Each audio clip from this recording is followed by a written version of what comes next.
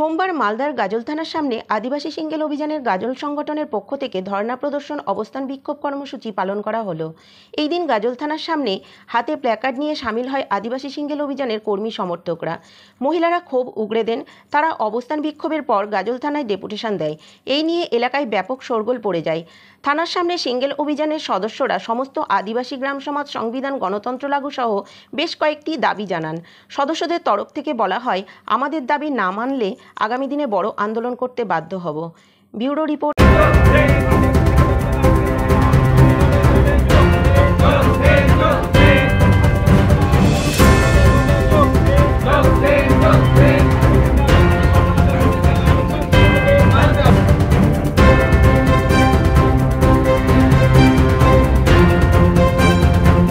আমাদের বিষয় হচ্ছে আদিবাসী সিঙ্গেল অভিযান পক্ষ থেকে, গাজল ব্লক কমিটির পক্ষ থেকে যে আমাদের সমাজের যে মাঝি বাবাগুলো যারা পূর্বপুরুষ থেকে যারা রাজার ভাবে একের পর এক থেকে যে হয়ে আসছে মাঝিহারা, আমরা চাইছি যে সংবিধান অনুসারে, গণতন্ত্রের মাধ্যমে, সিস্টেম অনুসারে আইন মাফিক যেন লাগু হয়।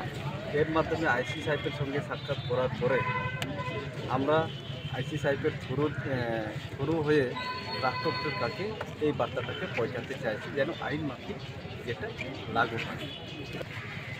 মূলত আজকে দাবি হচ্ছে এক দফায়।